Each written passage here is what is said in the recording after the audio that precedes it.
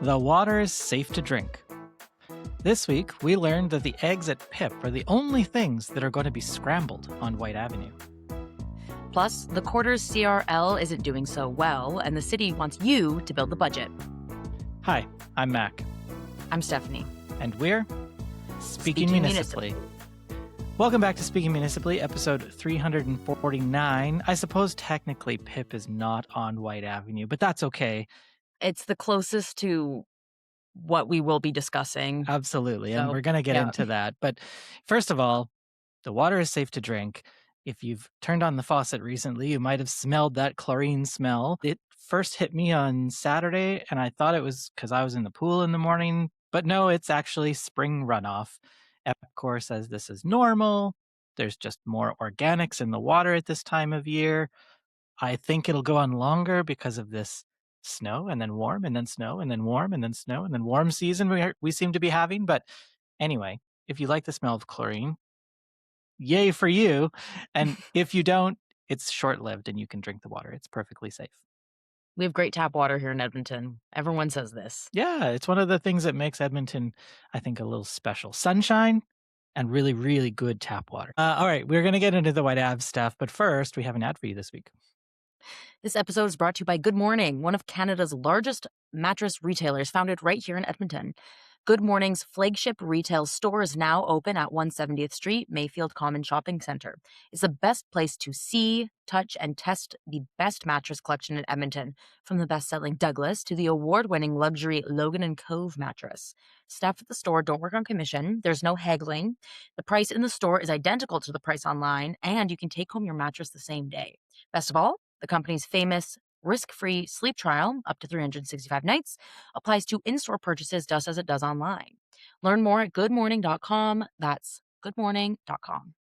Last week, in case you missed our episode, we talked about Prioritize Whyte Avenue, which is a campaign to encourage City Council to invest in infrastructure improvements and other things along the Whyte Ave corridor. And we had Andrea Donini, who's the interim executive director of the Old Strathcona Business Association, on the show. It was a really great discussion with Andrea, and we learned quite a bit. And I see this item is connected this week, our first item, because as you pointed out in that episode, Council was going to be talking about some stuff. So tell us the context here, Stephanie.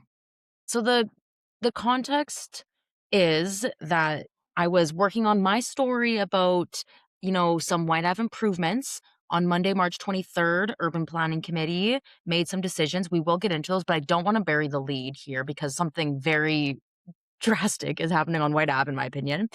As I was finishing up my story on what happened at the committee meeting, I was looking at some transit priority measures that are already planned and happening for Whyte Avenue. And I discovered that the city is going to be pretty massively rearranging Whyte Avenue at Gateway Boulevard, Calgary Trail, and 105 Street. So that little stretch that, it's kind of the most densely, the most dense commercial. It's very lively. It's the part that people think about in their heads when you say Whyte Ave, right? Totally.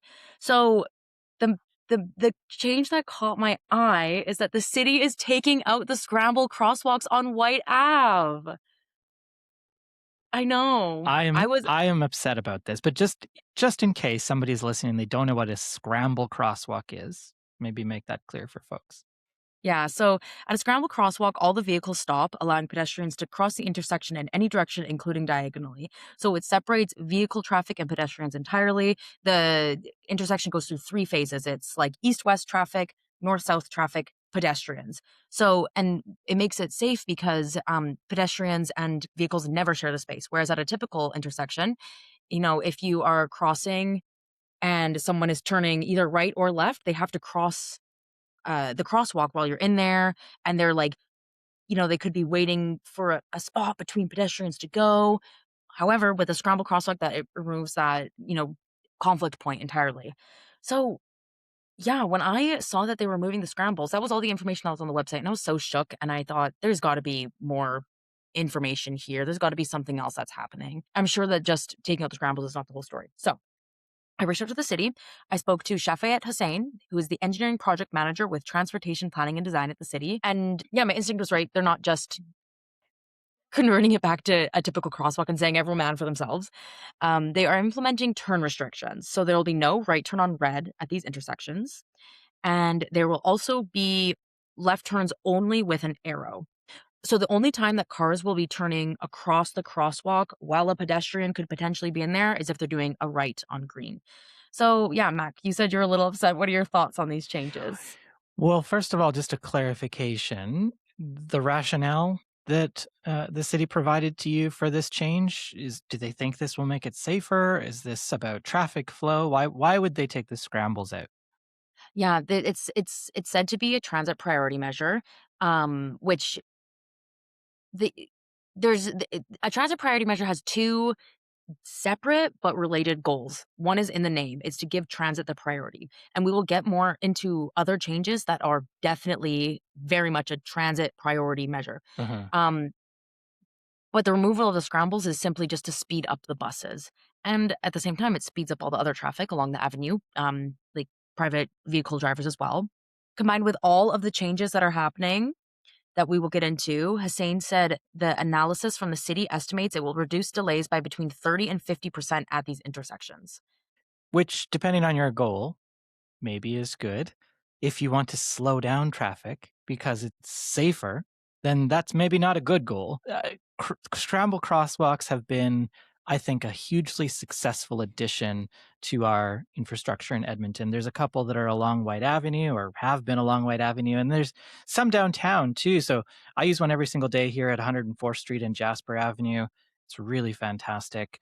There's another one that gets used every single hockey game by Yeah. 20,000 plus people at 104th Avenue and 104th Street. And I don't know how you would manage that number of people in there without that scramble crosswalk, but it's super handy to have at other times too. Just that separation of traffic flows makes you feel so much safer when you're not in a vehicle. I get that it can slow things down when you're in a vehicle.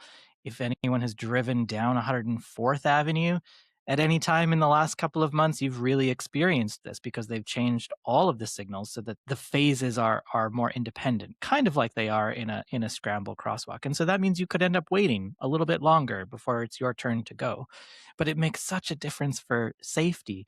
And I have to imagine that the Prioritize White Ave folks that we spoke to, that campaign, they were advocating for investment. They want improved transit along the avenue, but I betting they did not think that what they would get is the loss of the scramble crosswalks. Yeah. I was trying to think of a good analogy for this, and it was what came to mind is like you've been begging your boyfriend to take you on a date for months and months, and he's like, "Okay, I'll take you on a date tonight," and you get ready, and then he takes you to McDonald's. Like, "Oh, I was asking for this, and this is what I get." That was kind of the analogy. Yeah, I know.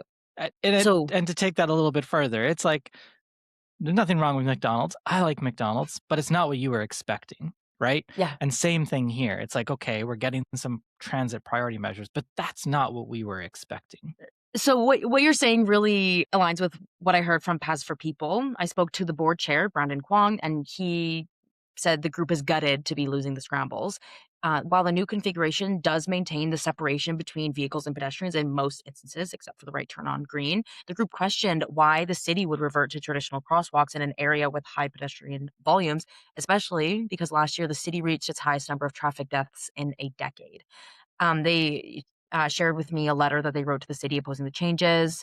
They said, even with the planned measures in place, no red on red, we are knowingly increasing the risk of injury and death by installing traditional intersections. How can that decision be justified when we are already failing to meet our Vision Zero goals? Absolutely. I mean, we are not on track for Vision Zero. We've talked about that on this show before. This seems to take us in the opposite direction. And I think the other thing that comes to mind for me here is, like I mentioned, we've had these scramble intersections now for a few years. It has taken that long for some people to learn how to use them. I mean, it's nice to say there will be no right turn on reds, but in Mhm. practice, that's not going to happen because at every other intersection in the city, you're allowed to turn on red. People will do that. People come to the scramble intersections that we've had for years now, and they still turn right on a red light because they haven't yet learned that you can't do that in a scramble intersection. So it's nice to say that we're going to do that, but in practice, I'm not sure that's actually going to make a huge difference for people. The arrow, left turn arrow is maybe a little bit better, but the right turn on red, and there are some jurisdictions where you can never turn right on red. If we did that across the city, that would be a huge improvement and would, I think, really take us closer to Vision Zero. But this sort of some intersections you can't, but most you can. It's not actually probably going to work in practice, in my estimation. What else did the group tell you? So speaking of like no red on red citywide, another action from, generally from pedestrian and active transportation advocacy across the city is to change all left turns to only be during arrows. Hmm. Um, so, aligned with what we're seeing in this upcoming project, Paths for People last year analyzed the 32 traffic deaths that we had in 2025. 13 of the deaths, so nearly half, involved a left turn. That includes 4 motorcycle riders, 3 micromobility users, and 3 pedestrians, and then the rest were fellow drivers. Hmm. And Brandon said, at an intersection like White, where there are so many people moving in so many directions at so many times a day, it can be a really stressful maneuver to make as a driver who's looking out for traffic, coming in at a high speed potentially, watching for pedestrians that are constantly streaming everywhere. Now, like I said, the left turns will be only with an arrow, which will make that safer. But some advocacy groups are calling for all left turns to only be with arrows to like avoid that, at least in the most dangerous locations and maybe even citywide. Yeah, absolutely. And the other thing I've talked about before is we should be able to use this traffic infrastructure for our broader mode shift goals. And I think if we want more people to feel comfortable and safe using active transportation modes, these left turn signals can be a key part of that. There's obviously the safety that comes from only allowing left turns when there's an arrow, but it also means we can change when the arrow appears. And I've argued before that when the temperature is minus 30, part of our extreme weather response should be that pedestrians do not have to wait for a left turn arrow to cross the street. Allow people to cross quickly. That would make that mode of transportation safer, more enjoyable, more comfortable. You're in a warm car. You can wait an extra 30 seconds when it's minus 30 outside, right? So I'm in favor of making the infrastructure changes for safety reasons. If we could also in the future think about how to use them to forward some of our other goals, I think that would be pretty positive. Now, back to our other goals, what are some of the other transit priority measures that they are going to be making on Whyte Avenue? So there's getting rid of the scramble intersections and there's the no right on red and the arrows, but there's some other stuff too, right? Yeah, definitely.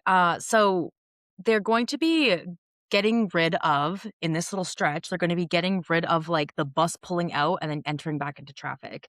I don't know what bus pullouts, I don't know what they're called, but basically the sidewalk is going to be widened in this little stretch anywhere there's a bus stop. And instead of pulling out, the bus is just going to stop in the driving lane, which means now this is what I mean when it's very much a transit priority measure Hmm. because cars have to wait behind the bus. And it's not the bus sneaking out and then going, "Oh, can I come back in, please?" No, I'm stopping and you have to wait for me. See, it's very much the definition of transit priority.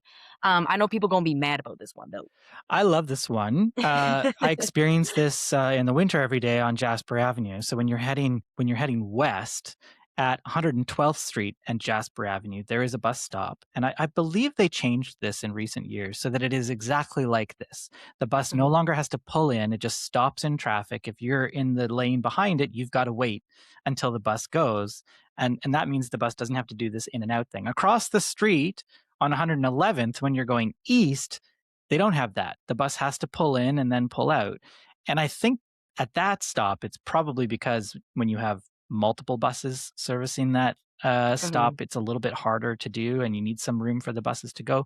But the experience is you're waiting and the bus has to try to inch its way out or hope that someone's going to let it in. Like it absolutely does not give priority to the transit driver, right? And so I love this change on Whyte Avenue. I think it's very positive.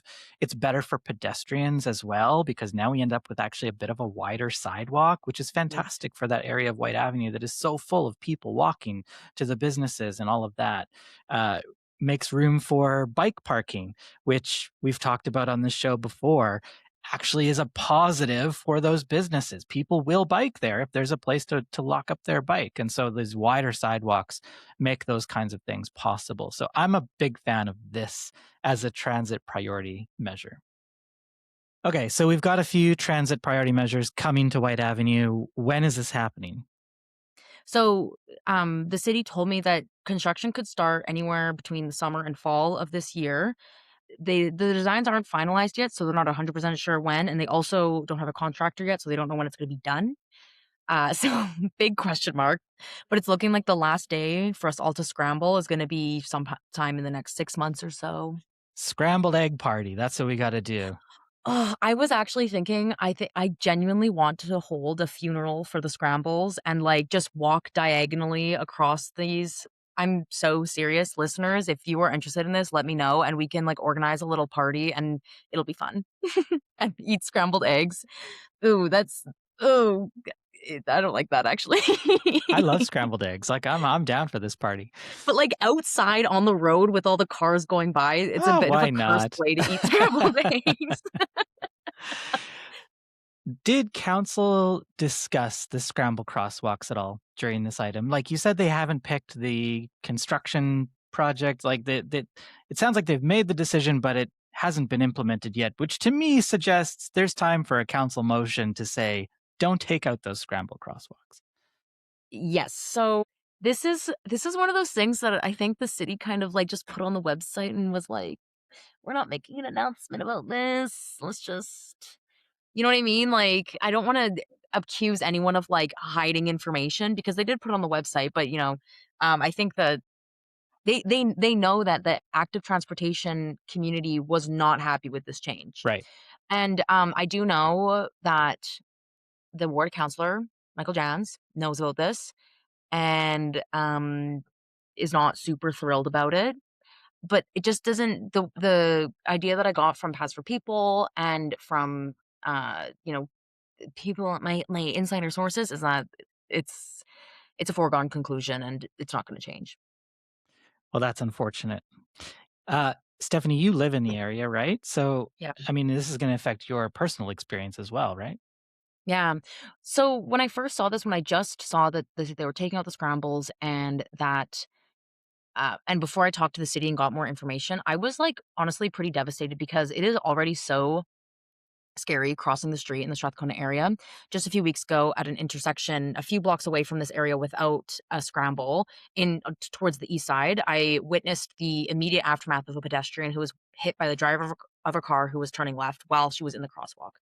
And it was horrible, Yeah. obviously. Yeah. Like, seeing someone hurt on the ground like that and just feeling so helpless, it was a really bad experience, and also, even on the side streets, on the main streets, even in the scramble intersections, like you said, people still don't follow the rules in the scramble intersections, like, it's already scary enough walking around as a pedestrian there. I was really upset about the scrambles going away, and then with now learning more from the city, the city and everything they do talks about benefits and trade-offs. And I do wonder, like, there was no way to keep the scrambles, really? You couldn't have done all this other stuff and keep the scrambles? It's gonna be a big change. I also just think the scrambles are fun, and they're such a charming part, and they really symbolize pedestrian priority, in the way that the bus pullouts, they symbolize the transit priority. The scramble is so nice. I feel like a boss when I walk diagonally across the street. Except when Absolutely. I have to do it alone, and then I feel really, like, shy when I'm in the middle of the street by myself. But no, it's like it really just shows, like, "Oh, we belong here," and, um, the actual safety part of, like, crossing the street and not having to have your head on a swivel looking for, someone that's gonna turn into you. It's nice that I'm not gonna have to do that, but it's just kinda sad. It's a bittersweet moment. If there's one thing that is absolutely true about drivers, that is that they are sheep. They will follow the other driver next to them or in front of them or whatever, right? And so when you get to a scramble intersection and you're like, why is nobody going? Like, what is happening? It causes drivers, most of them, to stop and just pay attention a little bit more, which is a good thing. Anything we can do to get drivers paying more attention is a positive. And, like the instance you mentioned with the woman crossing the street is just completely avoidable. right? And Mhm. I think scramble intersections are one of the tools in our toolbox to make those really terrible incidents avoidable. And so it's really a shame that we are taking those away. All right, I want to close on this item, but just back to this council meeting that took place on March 23rd. I understand Councillor Jans, you mentioned he's the representative for the area, made a Mhm. motion, right? What did he move? Yeah, so a bunch of people ended up showing up at that meeting to talk about bus lanes, bus rapid transit, public realm improvements along Whyte Avenue. And so Councillor Michael Jans made a motion directing administration to bring forward two funding packages to budget deliberations in the fall. So in the fall, they will consider funding the detailed design, infrastructure delivery, and operations of the B1 and B2 BRT routes. Those are the two that do cross over Whyte Avenue. And then it will also consider funding simultaneous improvements to the pedestrian realm along Whyte Ave. So that includes widening sidewalks and just getting going away with some of the vehicle parking. And then a third part of the motion just calls for an unfunded service package to advance transit priority measures across the city. And, Jan's echoed what Andrea was telling us last week. If we're going to be doing BRT down Whyte Ave, if we're going to be chopping up Whyte Ave anyway, let's do the pedestrian realm improvements around the sidewalks and around the intersections. Absolutely. If we're going to do It- part of it, let's do all of it. Let's do it well. well, and then that just brings us back to this week. What we discovered is that it's so funny to me that on Monday they're talking about let's do all the changes at the same time, no more piecemeal changes. And then the scramble, taking away the scramble and adding out the curb bulb outs in like a one-off project. There you go. You can't change that sort of thing immediately, right? I suppose not, although we should demand better. Yeah. All right, so we will learn more about what council thinks about this when they consider that unfunded service package alongside all of the other unfunded service packages that will come up in the Yeah. fall. It's going to be an expensive set of things to decide upon. Okay, while this item was being discussed, we also got an update on north of the river, Mhm. 101st Street, right? Yeah, so it was almost funny because uh, in the meeting, there would be a business owner on White Ave being like, "Please, we want a bus lane," and then a business owner from 101 Street downtown near Chinatown being like, "Take away our bus lane." So every second person was like, "Yay, no, yay, no." So councilors heard opposition to the dedicated bus lanes that are running along 101 Street in part, because the lane replaced parking between 107 Avenue and Kingsway. So recently, last year, they extended the bus lane hours from the rush hours to all day long. So even during the lunchtime, and those daytime hours, you couldn't park in front of these stores. And that's like where Padmanati, Tantan, and that record store is. It's right by like Victoria School, my alma mater, if I may. And yeah, they just came out and said, this is hurting our business a lot. And we looked at the buses and they're all empty. So please take out the bus lane. I don't understand this one at all. Like the 9 is never empty. That is a very busy route. I also have never, ever been able to park in front of Padmanati, like ever. The only time I've parked in front is when I biked there. Like I don't understand where this loss of parking is coming. Like I don't believe them. I don't believe that there's a huge impact from the loss of this parking. So this Yeah. seems like typical sort of knee-jerk reaction to something that is perceived as negative. I would love to see the actual data behind the impact on those businesses. We won't, because that's not how this works. They'll never share that. But I just don't see any actual evidence to support the arguments that those businesses are making. So what did council think? That's what I think. What did council think? One of the things that got brought up was that they asked, "Okay, how many parking spots are we talking about?" And it was 16. So even if all of those cars were full to capacity, which they never are, Never. about 80 or so customers, that would not fill up any of the restaurants along there, right? And most likely all of those cars will have one, maybe two people in them. But then the restaurants and whatnot were saying, some of them were saying 60% decrease in sales. Councillor Ann Stevenson, who is the uh, councillor for Ward O'Damon, where this is taking place, she introduced a motion recommending that council direct administration to make the southbound lane a dedicated bus lane during rush hour only. So reverting back to the way it was before, and then also return with a report analyzing how this change impacts on-time performance. So she was very clear, at least in my eyes, that this isn't a permanent reversal. It could be a reversal in the future, because they want to, have that report back. I think I understand what the counselor's trying to accomplish here. Let's cool things down, give the business community what they're asking for the moment, get some more data. But it's a horrible motion, in my opinion. We did not make that decision randomly. We didn't out of thin air say, we're going to take away the parking all the time on 101st Street. There was a reason that the city brought that forward. We don't need to ask for more data to reverse the decision. Like, that just seems like an incredible waste of time to me.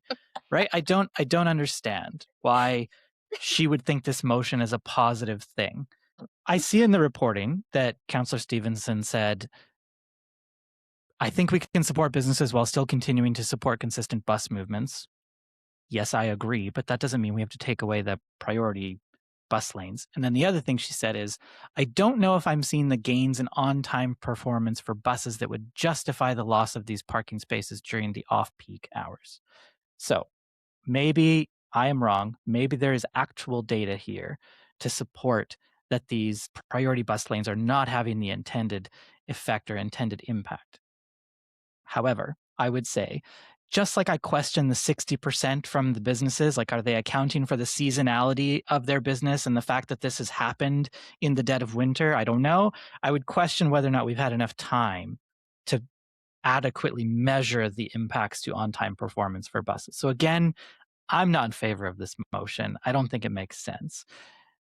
Council approved this though, right? Our committee approved this motion? So this committee meeting, the counselors there recommended it to city council, and that was a 4-1 vote. And then it'll go to the next council meeting, and that'll be not next week, but in the weeks after that. Councillor Jans, I think, was the only one who opposed it, right? What was his rationale?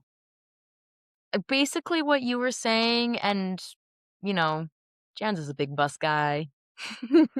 He's on the side of the bus generally, I'd say. I mean, He's this listening. whole council He'll should let us be on know. the side of the bus. I mean, this is what we want to have, is having more people use transit.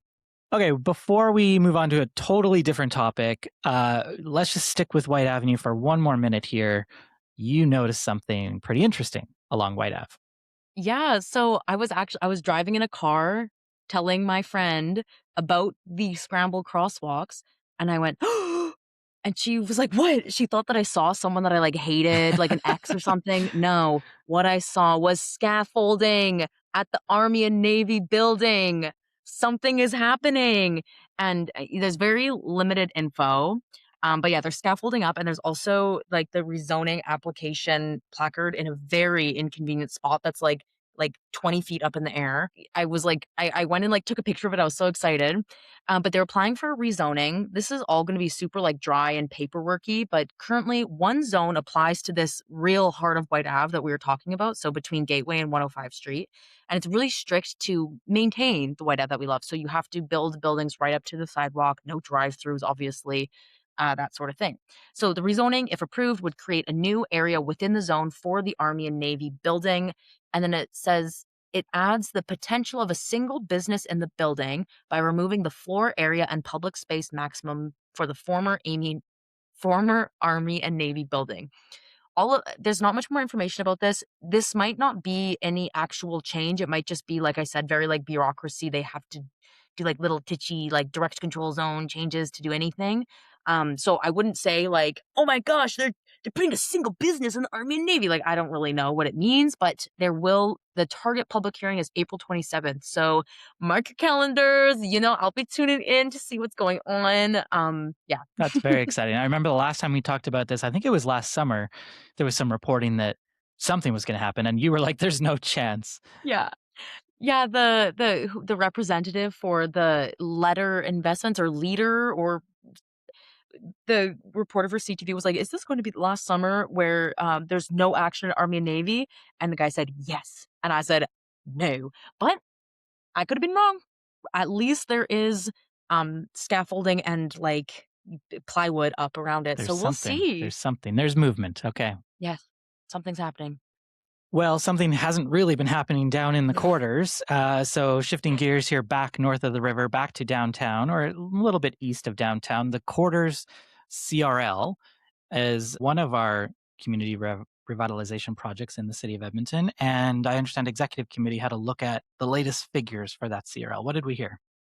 Yeah, so I this is all based on the report. Unfortunately, executive committee is discussing it right now as we're recording. And there's actually a couple of interesting items that we'll just have to get to next week. So, this report says that revenue generated from the CRL in the quarters is not projected to cover the investment the city has made in the neighborhood. So, if you're like, what is a CRL? What is a community revitalization levy? Well, it's a tool that municipalities can use to finance infrastructure developments needed to attract private development to targeted areas.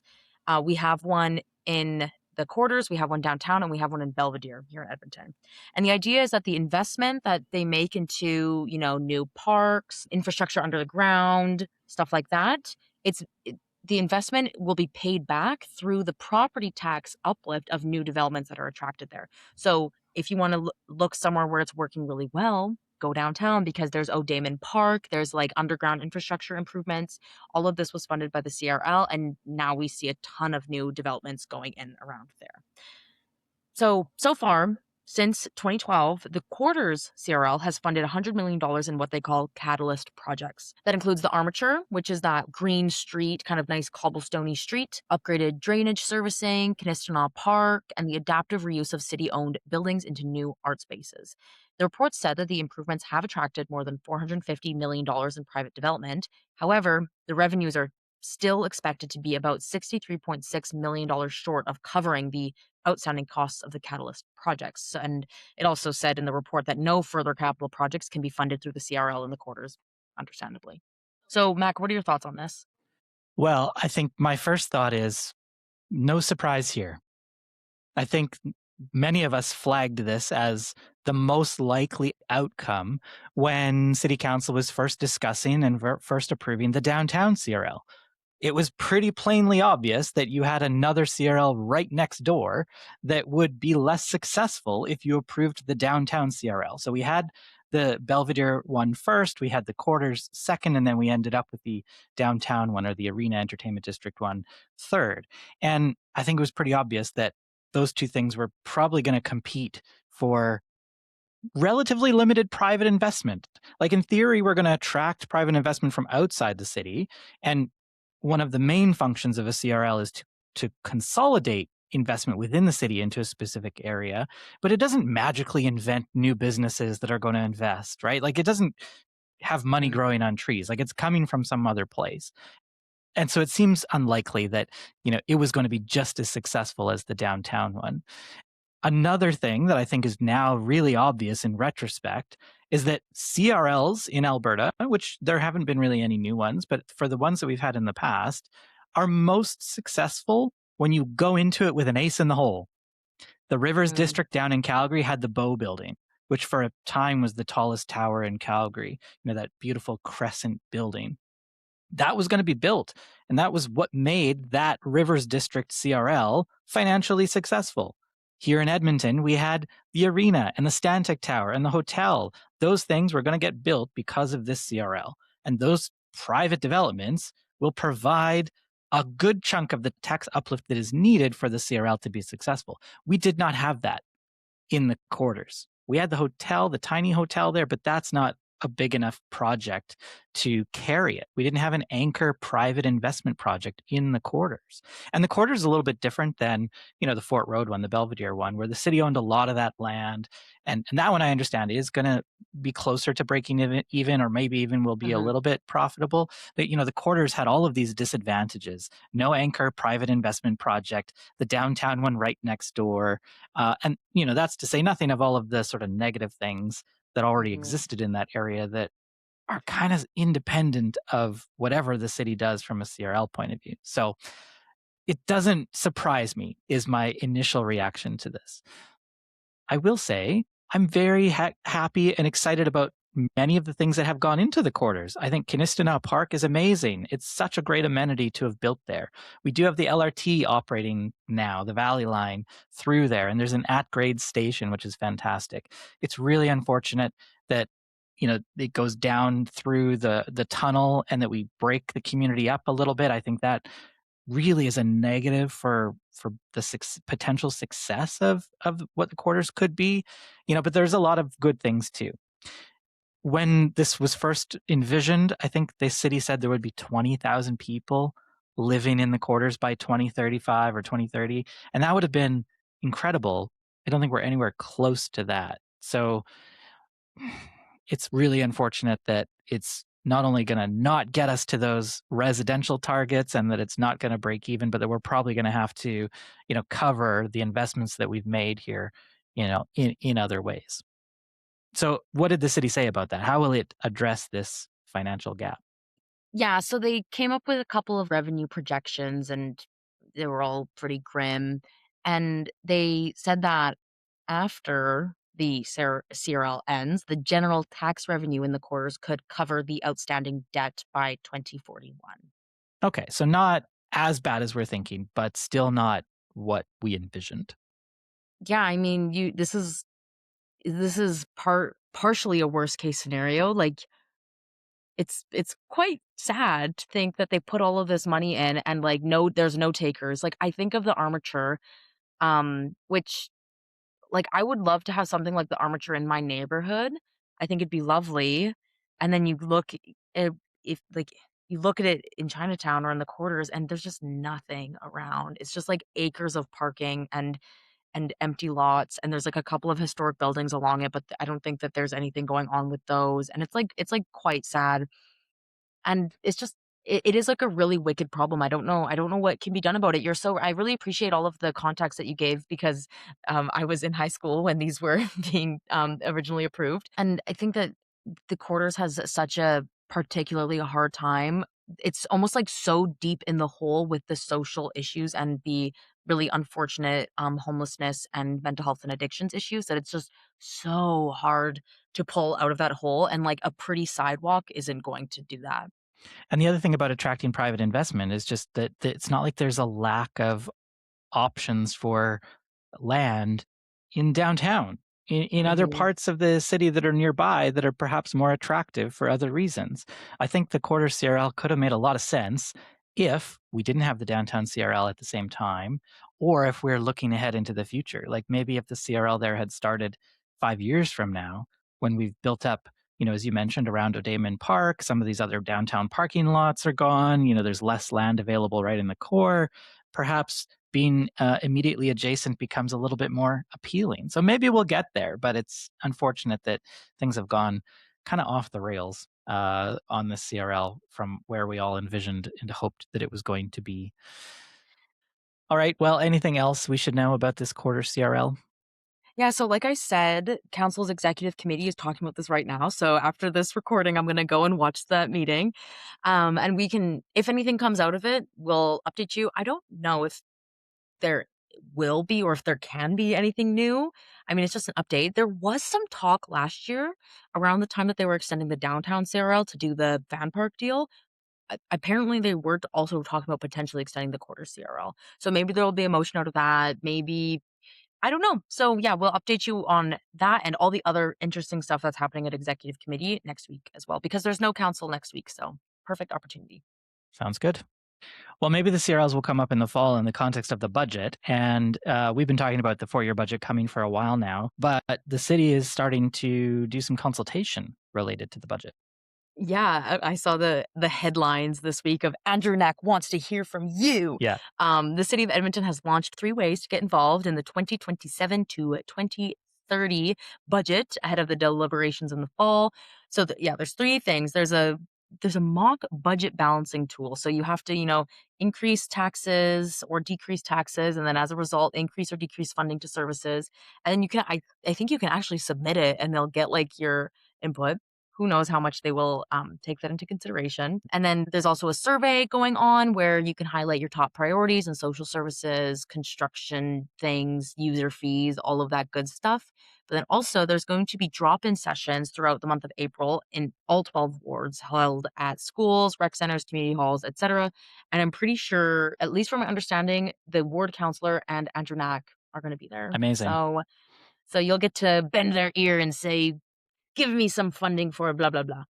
Well, I think the engagement exercise is really, really important. It's going to be a significant part of this big budget project that they're going to be debating in the fall. So I'm glad to see that is starting early, and they'll have lots of time to collect that information. You can learn more about that if you subscribe to the Pulse. It'll be in your inbox already. If you're listening to this, we've got Your Turn, which is our Friday public engagement feature. It's got all the details on how to get your input shared on the budget. And then we'll follow up on this, and I'm sure the city at some point will share the results of all of this input, and we'll be able to take a look at what Edmontonians prioritize and how that compares to what councillors ultimately decide upon in November and December.